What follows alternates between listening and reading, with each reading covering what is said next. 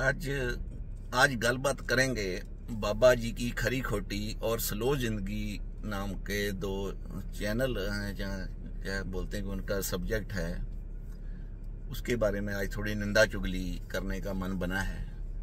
तो उनको एक बहुत ही अच्छी चीज मिली है कि पंजाबियत और स्पेशली सिख औरतों के बारे में बहुत ही ज़्यादा जो सबसे बुरी बातें हैं वो उनको दिखाई देती हैं, और कोई भी अच्छी बात उनको पंजाब सिख और औरतों को के बारे में कोई भी अच्छी चीज़ दिखाई या सुनाई नहीं देती हो, सुनाई देती हो, दिखाई देती हो, पर बोलते सिर्फ वही है जो नेगेटिव हो।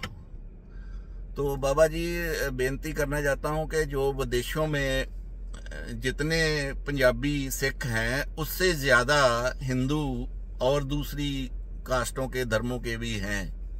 सिख आटे में नमक के बराबर है, बहुत कम है। अगर सारे पॉपुलेशन की गिनती की जाए तो हिंदुओं के बराबर कहीं भी नहीं ठहरते।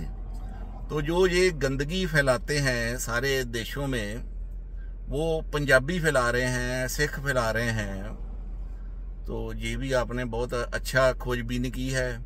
और जो औरतें को बूढ़ी हो, जवान बूढ़ी हो तो उसको भी वो देशद्रोही है, और जो ज़्यादा शादी कर ले वो भी है। तो आपका बहुत बहुत धन्यवाद। आप बहुत अच्छे से, जैसे एक बहुत ही प्यारा जानवर होता है, मोटा सा गोल सा, उसको सूअर बोलते हैं, तो वो गंदगी खाता, गंदगी देखता है और गंदगी में ही रहना पसंद करता है। तो आप उसके साथ आपकी आदतें काफ़ी मिलती जुलती हैं। ऐसा ही एक पंजाब में भी था, वो सूरी थी पता नहीं था। तो उसको भी आप जैसे आप गुणवान हैं, कैसे चुन चुन कर बातें बताते हैं, तो वो उसको भी यही बहुत गुण और उसकी भी यही आदत थी आप जैसी। तो बहुत बहुत शुक्रिया। आप जो बोल रहे हैं बोलते रहिए, और जितना हो सके उससे भी ज़्यादा बोलिए, और ज़्यादा से ज़्यादा आप अपनी गंदगी फैलाने की कोशिश करें, जहर फैलाने की कोशिश करें। और जिनको मैं आपसे 100% सहमत हूँ कि जो गैंगस्टर हैं, गंदे काम करते हैं, वो उसमें सिख शामिल हैं, और उनकी वजह से हमारी पग, जिसको पग बोलते हैं, पग नीची हुई है, गंदी हुई है, उसके ऊपर दाग लगे हैं। मैं आपसे 100% सहमत हूँ। क्रिमिनल भी हैं, उसमें भी आपसे मैं सहमत हूँ। गंदगी भी फैलाते हैं, उसके भी मैं सहमत हूँ। तो ये सिर्फ सिख ही हैं गैंगस्टर, हिंदू तो कोई गैंगस्टर होता ही नहीं है। सिख ही आतंकवादी होते हैं, और तो कोई होता नहीं है। और जो भी गंदा काम करें जो औरतें, वो भी सिखों से ही संबंधित हैं। तो आपसे तो आपकी जात, आपके धर्म के लोग तो सभी साफ सुथरे अच्छे लोग हैं, उनमें तो कोई बुराई गंदगी है ही नहीं। अगर होती तो आप जरूर बताते, जैसे आप सिखों के बारे में, पंजाबियों के बारे में बताते हैं, तो उनके बारे में भी आप जरूर बताते हैं। तो इसके हिसाब से तो ऐसा ही है कि इधर मैं जलंधर में नौकरी करता था, तो उधर जो थे ना, वो ऐसे साफ सुथरे हिंदू थे जो खाना बनाते थे, और उन कमरों में रहते थे जहाँ पे सूरज की रोशनी भी नहीं पहुँचती थी। और वहाँ तक क्या है कि वो आप भी वहीं लेटरिन में ही खाना बनाते थे, खाते थे, और वही होटलों में भी सप्लाई करते थे। तो वो कुछ को होंगे, आप के नहीं होंगे, वो तो किसी और के ही होंगे, वो लोग सिख तो नहीं थे मुझे लगता वो।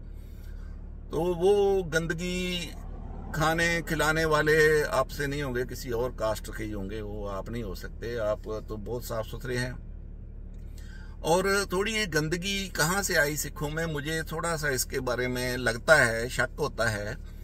अभी 300 साल पुरानी बातें ज्यादा नहीं है। और जो नादर शाह, अब्दाली, जो भी ये आते थे तो इधर से सोना चांदी और साथ में बहुत सारी औरतों महिला औरत जो भी आप ठीक लगे उनको ले जाते थे। और जो इधर राज करने लग जाते थे तो उनको अपनी बहू बेटियां दे देते थे। कुछ ही देते होंगे, आप तो बहुत महाबली, आप तो बहुत अणखीले हैं, आप नहीं दी होगी। बहू बेटियां उनके साथ ब्याह देते थे अपनी, ताकि आपका भी दाव लगता रहे और बाकियों को जूते के नीचे रखा जाए। तो लड़की और बहू बेटी की क्या बात है, वो एंजॉय करेंगे। राजा मुगल जो थे वो एंजॉय करेंगे, आप तो देते नहीं होंगे, वो कोई और ही होंगे।